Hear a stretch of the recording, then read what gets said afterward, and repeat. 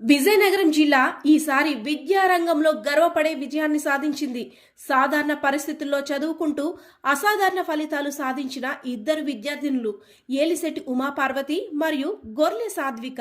ఈ ఇద్దరు 10వ తరగతిలో 594 మార్కులు సాధించి జిల్లాలో ప్రభుత్వ పాఠశాలల నుంచి అగ్రస్థానానికి దక్కించుకున్నారు. ఎల్కోట మండలం పెదిరెడ్లపాలెం గ్రామానికి చెందిన ఉమాపార్వతి తండ్రి లేకపోయినా తల్లి కూలి పనితో చదివించిన కష్టాలను అధిగమిస్తూ గంగుబుడి జెడ్పీ హైస్కూళ్లలో చదివి ఈ అద్భుత విజయాన్ని సాధించింది. భవిష్యత్తులో డాక్టర్ కావాలని ఆమె లక్ష్యం. అదేవిధంగా సంతకవటి మండలం చిన్నయ్యపేటకు చెందిన సాధ్విక తల్లిదండ్రులు బంతులు కుట్టే పనిలో జీవనం సాగిస్తూ కర్ణాటకలో కష్టపడుతున్నప్పటికీ చదువుపై దృష్టి కోల్పోకుండా మదరాడ జెడ్పీ హైస్కూళ్లలో చదివి అదే స్థాయిలో విజయాన్ని సాధించింది. భవిష్యత్తులో సివిల్ సాధించి దేశానికి సేవ చేయాలనే లక్ష్యంతో ముందుకు సాగుతోంది. ఈ సందర్భంగా జిల్లా కలెక్టర్ ఎస్ రామ్ సుందర్ రెడ్డి ఉమాపార్వతి ఇంటికి వెళ్లి అభినందిస్తూ ప్రభుత్వ పాఠశాల విద్యార్థులు కూడా కృషి చేస్తే అత్యున్నత ఫలితాలు సాధించగలరు అని తెలిపారు.